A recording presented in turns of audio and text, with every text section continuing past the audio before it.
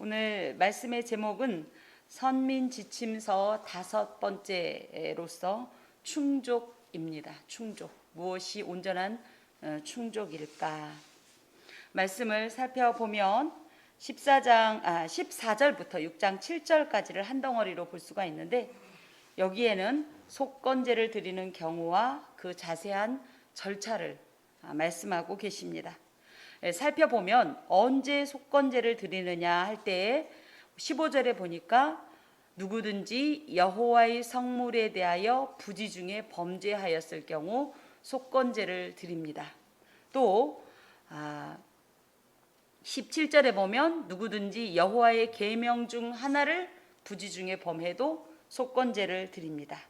마지막으로 6장에 쭉 기록된 대로 이웃에 대해서 잘못을 저질렀을 경우에도 속건제를 드리도록 되어 있습니다.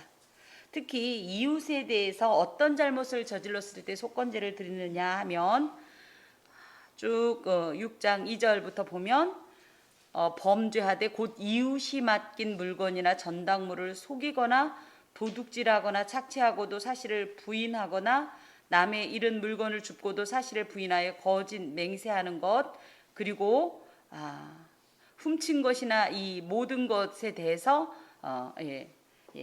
반복되네요. 이렇게 해서 총 5가지 정도의 유형인데, 좀 정리하면 남의 물건을 맡아놓고 나서 그 물건에 대해서 물건을 내가 맡고 있지 않았었다고 그 사실을 부인할 때, 또 전당 잡은 사실이 없다고 할 때, 강도질 해놓고 안 했다고 할 때, 빼앗고도 그것을 거짓이라고 하거나 빼앗았던 그 자체, 또 이웃의 물건을 주었는데도 줍지 않았다고 이렇게 거짓 맹세를 할 경우에는 반드시 그 죄가 드러나기 사실은 전에 빨리 그 죄를 이 속죄를 하면 더 좋겠고, 어찌 되었든 그것에 대해서 속건제 절차를 밟아서 속건제를 드려야 합니다. 속건제의 절차를 보면 첫 번째 15절에 보니까 여호와께 속건제를 드리되 내가 지정한 가치를 따라 성소의 세켈로 몇 세켈 은혜에 상당한 흠없는 순양을 드려라. 그래서 모세가 지정한 몇 세켈 은혜에 상당한 흠없는 순양을 제물로 드려야 하고, 그리고 나서 또 특징적인 것이 16절에 보면 보상할 때 그 원래 소위 말하는 본전만 보상하는 것이 아니라 거기에다가 플러스 5분의 1을 더해서 배상을 해야 된다. 그리고 또 그걸로 끝나는 것이 아니라 이제 제사장과 함께 이 절차대로 희생 제사를 드리는 것까지 해서 속건제의 이 절차를 이렇게 하나님께서 말씀하고 계십니다. 무엇보다 속건제는 왜 드려야 하냐, 그리고 이 절차적인 특징은 뭐냐면, 그동안은 뭐였어요? 그냥 하나님과의 제사만으로 끝났다면 이 속건제는 반드시 그 죄에 상응하는, 이 범과금을, 그것이 이제 5분의 1이라고 지정하고 있는데, 이것을 반드시 내야 되는 것이 특징입니다. 조금 더 구체적으로 보면 15절에 누구든지 여호와의 성물에 대하여 부지 중에 범죄하였으면, 늘 범죄는 부지 중인 것만 이렇게 제사로서 사함을 받을 수 있다. 비고의적인 것만, 만약에 고의적이었다면 그 죄는 사함을 받을 수 있어요, 없어요? 없습니다. 얼마나 무서운 말인지 몰라요. 알면서도 의도적으로 죄를 지었을 경우엔 그 죄를 사함을 받을 수가 없고, 도리어 두려운 마음으로 심판을 기다릴 수밖에 없다라고 기록되어 있습니다. 그러면 지금 저희 중엔 비고의적으로 죄를 지은 사람이 고의적으로 죄를 지은 사람이 없습니까? 여러분은 고의적으로 죄를 짓지 않았습니까? 그래서 이렇게 살아계십니까? 저는 또 그 죄를 짓지 않았을까요? 율법적으로는 이렇고, 사실은 또 성경에서 하나님께서 이렇게 말씀하시는 것은 어찌되었든지 죄를 할 수만 있으면 피하고 그 죄를 거부하고 그 죄를 이기라는 어떤 메시지지, 예수 그리스도 안에서 그 어떤 죄라도 사실은 사함을 받습니다. 하지만 어찌되었든지 성경에서 이 고의적인 범죄에 대해서 이렇게 무서운 말씀으로 저희에게 주시는 것은 그만큼 특히 부지중도 아니고 알면서 지은 죄에 대해서 우리가 아주 삼가야 하고 조심해야 될 것을 강조하는 것입니다. 특히 이제 여호와의 성물이라고 할 때는 뭐냐면 카데쉐라고 하는데요. 제가 간혹 쓰는 말 중에 카도시라는 말이 있어요. 혹시 들어보셨나요? 카도시라는 말이 무슨 뜻이었죠? 들어는 보셨죠? 네, 카도시라는 말은 거룩이라는 말이에요. 거룩. 이 거룩이라는 표현이 우리가 생각할 때 그냥 죄가 없고 흠이 없고 깨끗한 상태 이런 것도 있지만 우리 고속도로 이렇게 차량 운행하다 보면 뭐가 있죠? 중앙 분리대가 있죠. 그렇죠? 그래서 이 중앙 분리대를 넘으면 돼요, 안 돼요? 저희가 만약에 고속도로가 아니라도 이 노란색 황선을 넘으면 어떻게 되죠? 범칙금이 상당히 크잖아요. 그만큼 절대로 그 선을 넘으면 안 된다는 것을 강조하는데 이 거룩 카도시라는 말에는 이런 뜻이 담겨 있어요. 분리하다, 딱 구별하다. 마치 고속도로 중앙 분리대처럼 절대 넘을 수 없는 어떤 명시된 선, 그게 바로 뭐냐면 하나님과 우리는 그렇게 절대적으로 구별된 존재라는 것을 의미하기도 합니다. 어찌되었든지 이 카데시라는 말이 거룩 내지는 성소를 의미하는 말인데 여호와의 성물은 카데쉐라는 말로서 단수형으로 쓰일 때는 거룩, 성소라면 복수형으로 쓰일 때가 바로 하나님께 바쳐진 거룩한 성물 내지는 하나님께 바치려고 마음 먹었던 것 내지는 하나님께서 바치라고 정해주신 것, 이 모든 것이 여호와의 성물이 되겠습니다. 대표적인 예로 저희 이렇죠. 어떤 일이 있을 때 이제 하나님 앞에서 어떤 봉헌을 해야겠다라고 이 작정을 하게 되는 경우가 있잖아요. 그럴 때 보통 뭐라고 얘기해요? 처음에 오는 마음 그대로가 그대로를 드려라. 이제 이렇게 얘기하는데 누구 말대로 어떤 일이 있다 해서 그래 내가 비록 부족하지만 하나님 앞에 마음에 감동이 오니 10만 원을 헌금해야겠다. 10만 원을 하라는 뜻은 아니에요. 이렇게 마음을 먹었는데 가만히 정신을 차리고 보니까 너무 아까운 거예요. 10만 원은 좀 오바인 것 같은 거예요. 목사님도 10만 원 안 하게 생겼는데 왜 굳이 나 같은 평집사가 10만 원씩이나 이건 목사님과 교회에 부담을 주는 거야. 이런 생각으로 갑자기 슬그머니 어떻게 해요? 5만 원으로 깎았어요. 근데 5만 원으로 깎았는데 가만히 보니까 하필이면 딱 5만 원짜리 지폐였으면 눈 질끔 감고 낼 텐데 10,000원권으로 5장이에요. 그럼 또 그 와중에 또 어떻게 해요? 슬그머니 이상하게 우리나라는 2만 원 낼래 3만 원 낼래 그럼 얼마 내죠? 이상하게 3만 원을 내요. 그죠?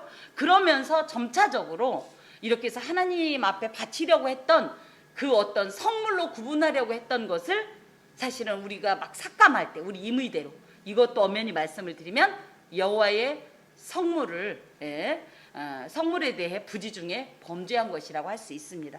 대표적으로 이제 이런 제물이 여호와의 성물이고요. 또 11조가 그렇습니다. 11조는 당연히 누구는 뭐 이 세대가 바뀌었고 문화가 바뀌었고 그거는 구약의 유물이고 이렇게 얘기하지만 다음에 11조에 대해서 자세하게 여러분과 함께 나누도록 할 텐데 특히 하나님께서 이 11조에 대해서는 아주 분명한 어조로 말씀하셨다는 사실입니다.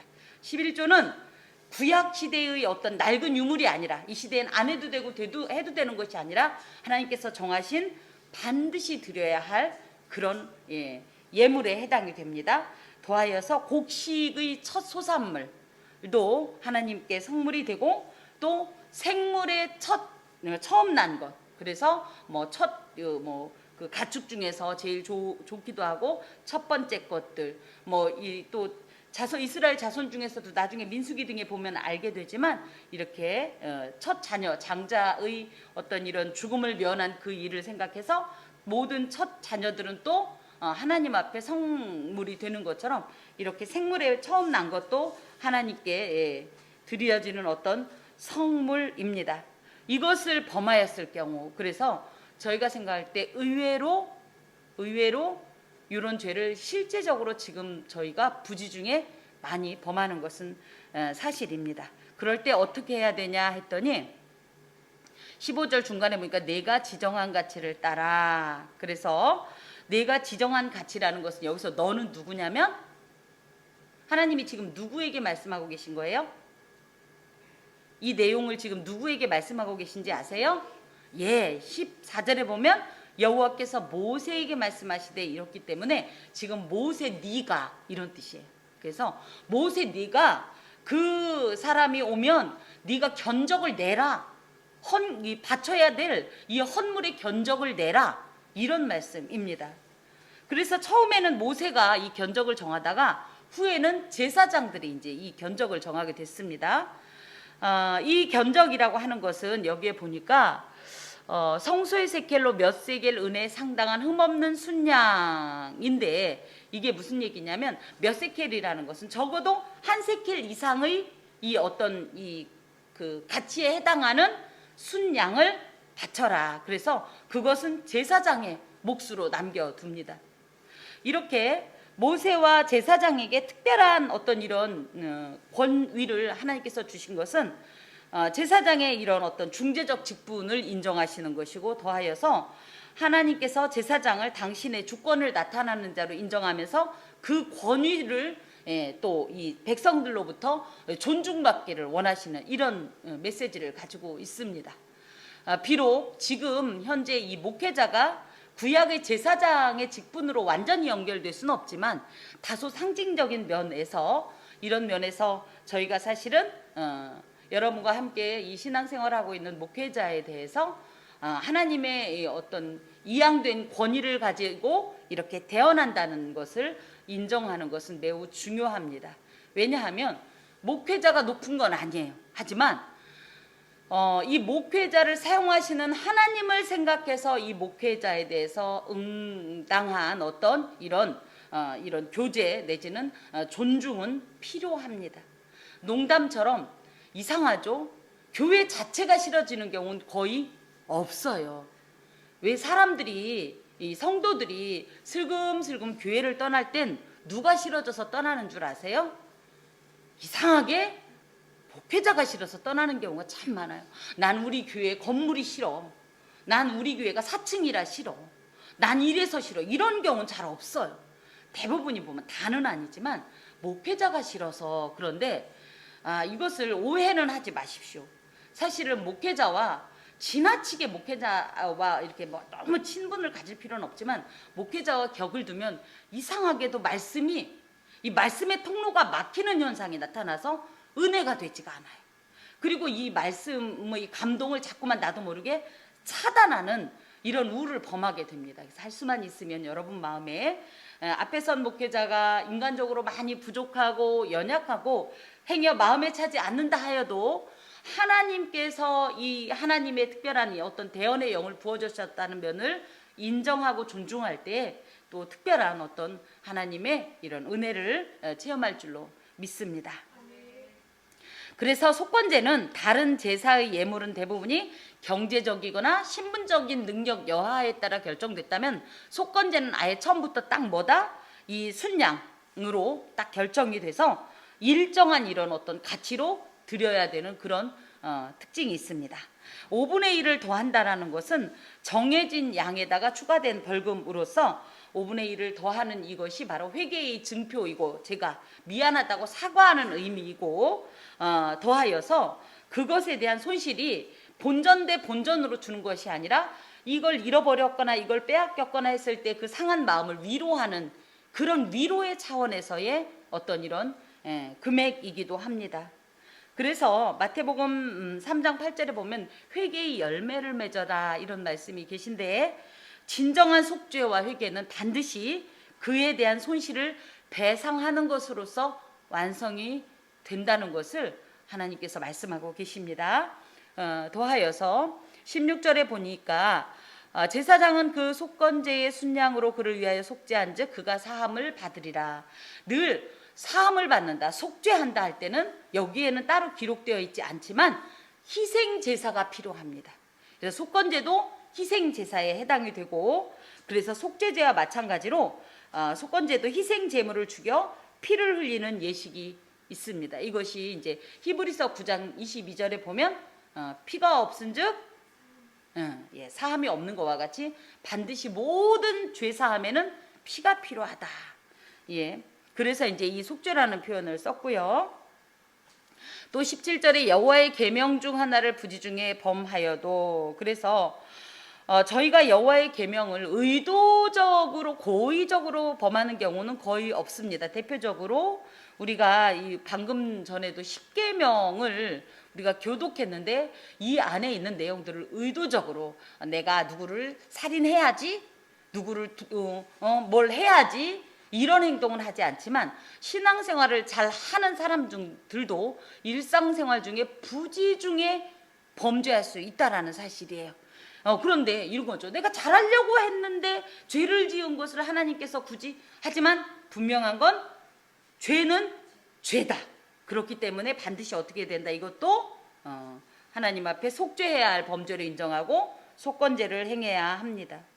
아까 앞부분에서 제가 이웃에게 행하는 어떤 이런 악한 일들을 행했을 때에도 속건제를 행해야 된다고 했는데 그들을 총 5가지 정도라고 말씀을 드렸는데, 자, 첫 번째 보면 이웃이 맡긴 물건이나 이것을 이제 속였을 경우라고 얘기했는데, 이웃이 왜 물건을 맡길까요?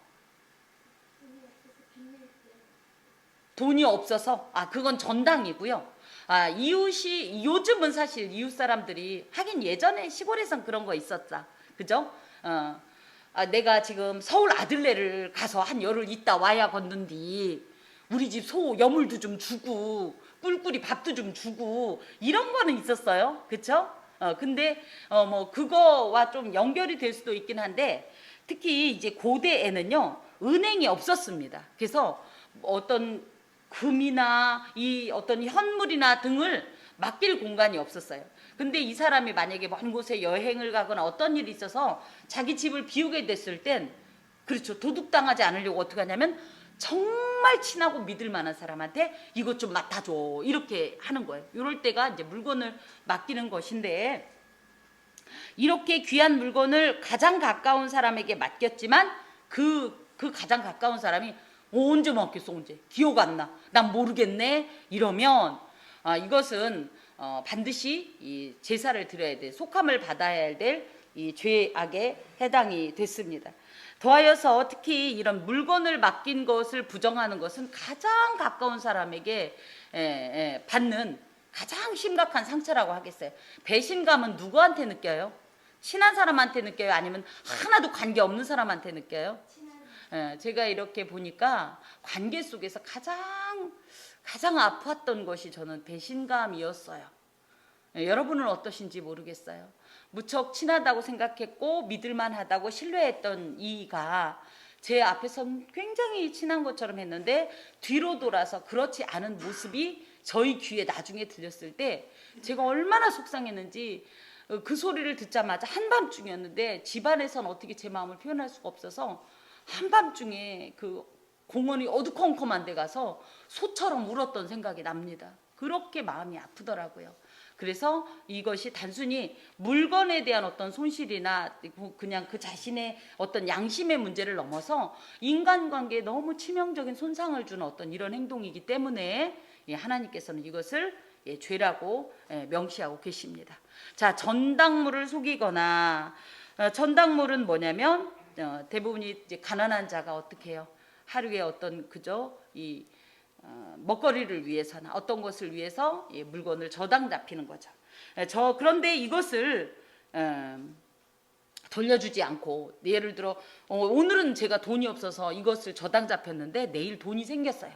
그런데 이걸 찾으러 가려고 했더니 이 주인 마음에 예를 들어 제가 어떤 외투를 하나 맡겼다. 근데 이 주인이 딱 그걸 보더니 이건 나의 스타일이야, 난 이 외투를 내가 입겠어 하고 안 주면 안 된다. 율법의 출애굽기 22장 등엔 이것을 반드시 돌려줘야 된다라고 기록하고 계시고, 정이 안 될 때는 재판까지 할 정도로, 그런데 아마 그 시대에 그런 일들이 많았었나 봐요. 자, 그 다음에 여기에 보면 도둑질하거나, 뭐 도둑질한 건 당연히 배상을 해야 되겠고, 착취한 것은 뭐냐면요, 협박하여 강제로 빼앗는 것이고요. 그래서 이 약탈한 것도 되지만 하나 더는 사장님이 사장님이 직원한테 봉급 안 준 거, 이것을 이제 착취라고 표현을 합니다.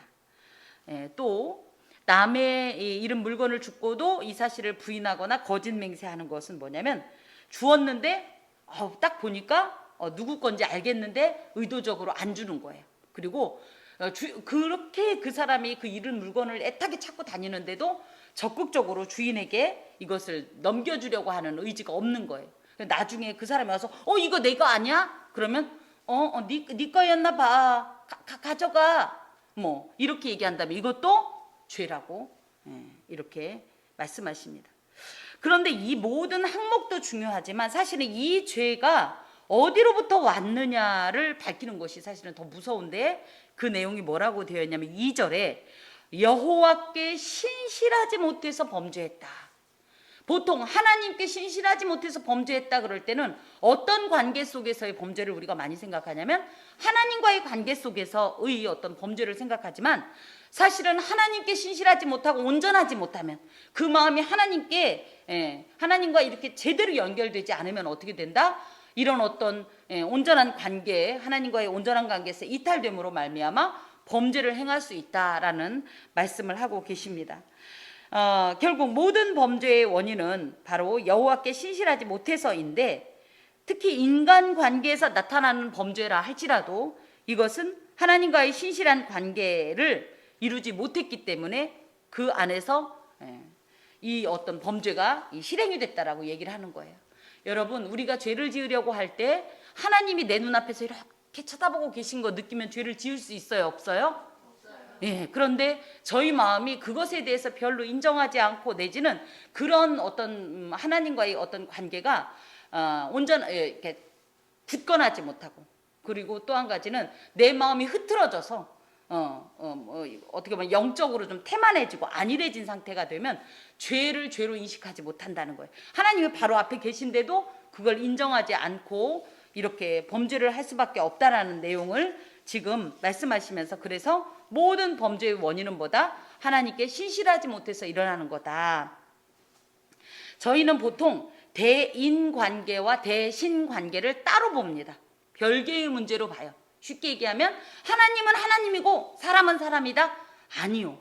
우리 이 방금 십계명 교독을 하면서도 보니까 십계명 10계명 중에 1에서 4계명까지는 뭐예요?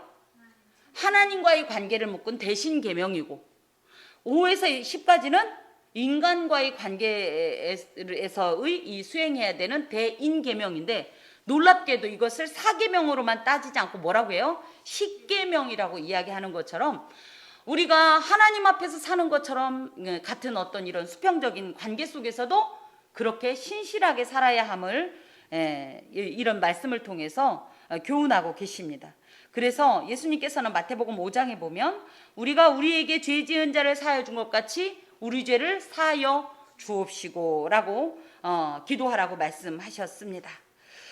자, 7장을 좀 봅시다. 이제 그래서 7장 1절에서 10절 내용은 또 어떤 내용이냐 할 때, 속건제의 구체적인 규례로서 사실은 요 내용들이 6장 8절부터는요, 제사장들이 이 제사를 드릴 때 어떤 규례를 가지고 드려야 되나라는 내용을 쭉 정리해 놓은 어떤 어떤 흐름 속에서 속건제를 다루는데, 사실은 저는 어차피 속건제를 다루기 때문에 이 속건제 내용을, 제사장의 내용을 이렇게 본문에다 붙인 겁니다. 그래서 이제 속건제 드리는 규례를 딱 보면 속건제 규례는 번제물을 잡는 곳에서 이 속건제의 번제물을 잡을 것이고, 그러면서 쭉 어떤 이 이야기를 하냐면, 말씀을 주시냐면, 특히 이 하나님 앞에 화제로 드리는 부분에 대해서만 강조하고 계세요. 물론 피를 뿌리는 거 요 아까 희생제물 얘기하면서 나왔지만 3절부터 쭉 보면 기름진 콩팥 기름 그래서 최상의 것을 하나님께 드리는 어떤 이런 기름을 화제로 드리는 이 내용이 나오는데, 화목제, 속죄제, 속건제가 다 이렇게 기름을 드립니다. 그래서 이 속건제도 이 제물의 양상으로 보면 그런 공통점을 갖고 있다. 여기서 또 중요한 것이 이제 그 뒤로 6절부터 10절까지 보면 제사장들이 이 어떤 것을 어떤 제사장들이 가질 몫을 이야기하고 있는데, 그 중에서 굉장히 중요한 말씀이 뭐냐면 10절 마지막에 모두 아론의 모든 자손이 균등하게 분배할 것이니라입니다. 사실 여기 내용에도 들어 있지만 대부분이 제사를 지낸 다음에 제사장에게 돌아오는 몫은, 내가 이 예식을 집례했으면 이건 누구 거냐면 예식을 집례한 제사장의 몫이에요. 그럼에도 불구하고 혹시 제사장임에도 불구하고 제사를 드리지 못하는 어떤 경우가 있거나 할 땐 이것을 내가 했으니까 내 거라고 여길 것이 아니라 모두가 함께 골고루 나누어라, 이런 의미를 가지고 있습니다. 독점에 대한 이야기가 아마 제법 그때도 심각했나 봐요. 그래서 제사를 집례하는 제사장이 자꾸만 이것들을 독점하고 독식하다 보니까 후에 역대상 등에 보면 반차를 세웁니다. 반차. 그래서 그죠? 우리가 뭐 반열, 반차 이렇게 표현하는데, 그래서 정해놓고 이 제사장들이 그 팀이 되는 거죠. 그래서 예를 들어 이번 주에는 이 팀이, 그 다음 주에는 그 팀이, 이런 식으로 해서 이 제사장에게 돌아가는 이 균등 분배를 굉장히 강조하고 있는데, 현대의 교회에도 은연중에 사실은 누구 말 맞다나 부자 어떤 복음 전도자가 있고 목회자가 있고, 그렇지 않은 경우가 이렇게 있는 것은 사실 그닥 성경적이진 않다라는 거예요. 이것을 뭐 제가 제도적으로 불만을 표현하는 건 아니고, 그러다 보니까 특히 저희 교단은 각 노예별로 또 총회별로도 그렇고 동방성장위원회라는 게 있어요. 위원회라는 게 있어요. 그래서 이제 뭐 많이 어렵거나 이제 막 이렇게 새로이 세워진 어떤 교회라든지 교회가 미약한 곳에는 그렇게 또 지원을 받고 후원을 받아서 최소한의 목회자의 어떤 생계나 생활을 돕는 이런 제도를 시행하고 있습니다. 자, 속건제는요, 아샴이라는 말이에요. 그래서 보상하다, 배상하다 등의 의미를 가지고 있습니다. 특별히 이 보상은요, 샬렘이라고 하는데 샬롬하고 같은 말이에요. 이것은 하나님과의 언약적 화평의 회복을 위해서 우리의 죄값을 배상하고, 무엇으로? 십자가의 희생으로. 무엇보다 우리 죄로 인하여 하나님께 나아가는 길을 막고 있던 담을 헐어버린, 그로 말미암아 하나님과 원수되었던 이 관계를 화평의 관계로 회복하신 예수 그리스도의 사역을 의미합니다. 모든 그래서 제사가 예수 그리스도의 전 사역을 지향하고 있는데, 이 속건제도 그렇다. 특히 이 배상이라는 의미에서 하나님 예수께서는 우리를 대속하셨다라고 표현할 때, 대신 예수께서 그 고난을 당하고 저희에게는 오히려 속죄함의 은혜를 주셨다는 내용에서는 이 속건제와 그 의미를 함께 합니다. 그래서 이 속건제를 쭉 보면 결론적으로는 크게 볼 때는 속죄제의 한 부분으로 포함이 됩니다. 다만 속건제는 다소 조금 경미한 어떤 이런 허물을 속하는 제사로서, 다만 속죄제보다는 조금 구체적으로 범한 죄에 대해서, 그래서 속죄제는 죄의 처음의 의도, 동기, 악의 이런 것에 집중을 한다면, 속죄제는 그 죄의 결과, 악한 행동 등을 속하기 위해서 드리는 제사로 구분이 됩니다. 더하여서 속죄제는 대신 계명에 대한 범죄를 속하는 제사라면, 속건제는 대인 계명을 범한 죄를 속하는 제사가 되겠습니다. 여러분께서도 대략 감을 잡으셨듯이 속건제는 상대방에게 범죄한 경우에 단순히 하나님께 회개의 고백만 하면 끝나는 것이 아니라 반드시 그 당사자를 직접 찾아가서 정한 보상을 해줘야 하는, 그래서 매우 구체적이고 현실적인 행동을 해야 사함을 받을 수 있는 규정을 특징으로 하고 있습니다. 이것은 하나님의 자녀가 된 그리스도인들이 결코 죄의 문제를 가볍게 여기지 말아야 한다는 교훈을 주고 계십니다. 저희가 생각할 때 1에서부터 4계명까지는 범하면 안 되고 5에서부터 6계명까지는 10계명까지는 대충 살아도 된다는 뜻이 아니라 모두가 다 하나님께서 정하신 이 어떤 중요한 계명으로서 그 어느 것 하나에도 소홀함이 없어야 한다, 차등을 두지 말아야 한다라는 교훈을 주고 계십니다.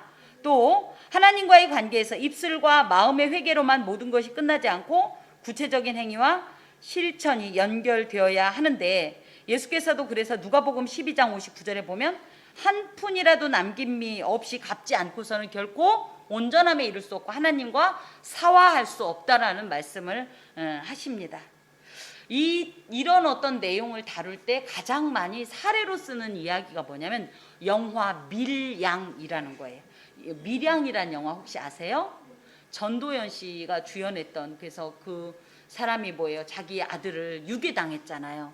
그래서 그 유괴범이 그 아들을 이제 살해했고, 그것 때문에 그 유괴범이 이제 이 감옥에 갔는데 이 엄마는 이 사람을 도무지 용서할 수가 없는 거예요. 그래서 정말 어떻게 할 수가 없는 상황에서 이렇게 이 교회로 인도함을 받아서 그곳에서 은혜를 받고, 그래서 하나님 앞에서 그래, 나도 죄를 지었으니 나에게 범죄한 저 사람도 용서해 줘야겠다라는 마음으로 그를 면회를 갑니다.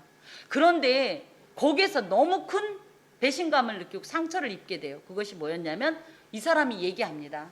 얼마나 마음이 어려웠냐 그 일로 인해서. 그래서 내가 당신을 용서해 주려고 왔다 이렇게 얘기했더니 이 사람이 나는 당신이 용서해 주지 않아도 이미 하나님께 용서를 받았다. 그래서 나는 너무 행복하다. 이 말에 전도연 씨가 나와서 이 오해를 하면서, 제가 영화 배우 이름을 자꾸 불러 죄송해요. 이 여자 배우가 나와서 오열을 하면서 내가 용서하지 않았는데 누가 자기 멋대로 용서를 했냐고 이런 절규를 하는 이런 모습을 통해서 우리 기독교인들의 어떻게 보면 조금 왜곡된 어떤 이런 신앙관 내지는 어떤 이런 이 관계관을 고발하고 있습니다. 우리가 생각할 때는 하나님과만 해결하면 되지 할지 모르지만 성경엔 분명히 뭐라고 되어 있냐면 하나님과 해결하는 것과 동시에 그 죄를 범한 당사자에게도 반드시 그 문제를 해결하라고 강조하고 계십니다. 이것은 하나님의 온전한 공의의 집행에 대한 우리의 올바른 태도로 그리스도인들은 이웃에 대한 악행에 대해서 민감한 회개와 그에 상응하는 구체적인 사과와 배상적 행위를 이행해야만 하나님 앞에서의 속죄가 완성된다라는 사실입니다. 예수님의 십자가는 그렇기에 결코 우리와 하나님과의 관계만을 화평하게 하고 온전케 한 것이 아니라 예수께서 들어오시면, 예수를 영접하면, 복음이 우리 안에 들어오면 어떤 일이 있어야 하냐면 또 있냐면 당연히 하나님과의 관계도 온전해지지만 이웃과의 관계도 온전해지는 이런 결과를 주십니다. 하나님께서는 우리 또한 이렇게 예수께서 하나님과 인간의 모든 요구를 완전하게 충족하신 것처럼 우리도 하나님과 사람 앞에서 온전한 갚음을 이행하는 속건제를 드려야 한다고 오늘 본문을 통해 말씀하고 계신 겁니다. 이제 생각해 봅시다. 우리가 하나님 앞에서 드려야 할 속건제가 있습니까? 나의 말이, 나의 눈빛이, 나의 감정과 행동이, 나의 어떤 생각들이 하나님께서 사랑하시는 이웃을 상하게 했거나 아프게 했거나 손실을 준 일이 있습니까? 그렇다면 우리는 온전한 속건제를 드려야 합니다. 얼핏 보면 차라리 하나님 앞에서의 회개가 쉽습니다. 그렇죠? 잘못한 거 가지고 하나님 앞에 와서 울고, 그죠? 그러면 아까 그 유괴범임에도 불구하고 자유함을 얻는 것처럼 그런 기쁨을 만끽할 수 있을지 모르지만 이것은 성경이 말하는 온전한 배상이 아니라는 거예요. 온전한 이 배상, 속죄를 충족시키기 위해서는 절대 그 대가에 대한 어떤 추가 보상을 해야 되는데, 죄에 대한 하나님의 조건을 충족시키려면 반드시 행위를 동반한 회개를 해야 된다는 겁니다. 행위가 없는 회개는 진정한 보상이 될 수 없습니다. 물론 우리가 행한 죄의 대가를 직면하는 것이 불편할 수 있습니다. 그냥 마음으로 하면 됐지. 또 자존심이 상할 수 있습니다. 하지만 그럼에도 불구하고 하나님께서는 하나님께 회개하는 동시에 예수의 이름으로 그에게 배상하면서 속죄를 완성할 것을 오늘 말씀하십니다. 이번 또 한 주간 또 우리가 살아온 모든 시간을 되돌아보면서 또 앞으로 만날 수많은 시간 가운데 우리가 하나님 앞에서 온전한 속건제를 드릴 때에 속죄가 완성되는 줄로 믿습니다. 기도하겠습니다. 하나님 감사합니다. 이 시간 두려운 것은 우리가 하나님을 잘 섬긴다고 하면서 오히려 이웃에게 악행을 행하고 상처를 주고 무엇보다도 배신감을 주는 행동을 하지는 않았는지요. 그들을 겁박하지는 않았는지요. 그들 마음에 위축을 주진 않았는지요. 주님, 이 모든 것까지도 한 푼이라도 남김이 없이 다 하나님 앞에 또 그 당사자 앞에 사죄하고 배상함으로 온전한 속죄를 충족하게 하여 주옵소서. 예수 그리스도의 이름으로 기도합니다. 아멘.